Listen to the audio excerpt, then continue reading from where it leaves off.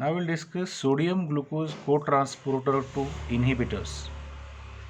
Sodium glucose cotransporter 2 inhibitors. These SGLT2 inhibitors that we use in the treatment of type 2 diabetes mellitus, or SGLT2 inhibitors.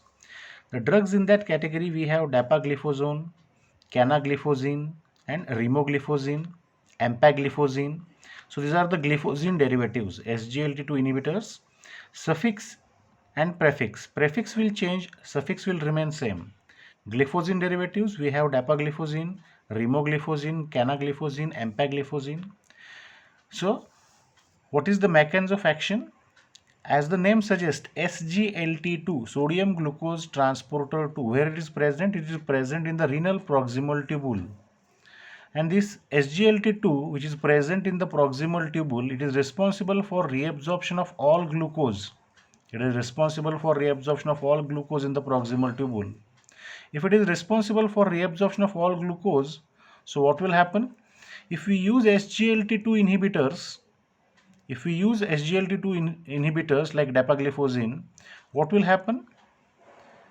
If we inhibit this SGLT2 co-transporter, it will not going to reabsorb glucose in the proximal tubule. If it is not going to reabsorb glucose in the proximal tubule, that means what will happen? That all glucose will be excreted in the urine. All glucose will be excreted in the urine. So there is a glycosuria, and along with that there is a reduced blood glucose level, because glucose is not reabsorbed in the proximal tubule, so that there is a reduced blood glucose level because of all the glucose is excreted in the urine.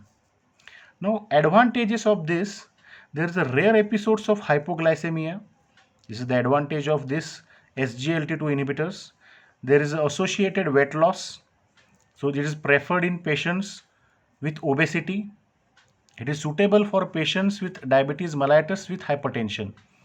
Why? It is preferred in patients with hypertension, diabetes mellitus with hypertension, because there is sodium loss, and which is helpful in patients of hypertension. So it is suitable for patients in diabetes mellitus with hypertension.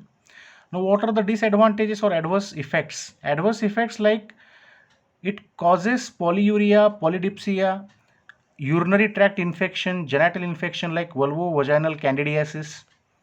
There is a genital infections like candidiasis, urinary tract infection, there is a polydipsia, polyuria, and all because of the glycosuria, or there is an excess amount of glucose in the urine.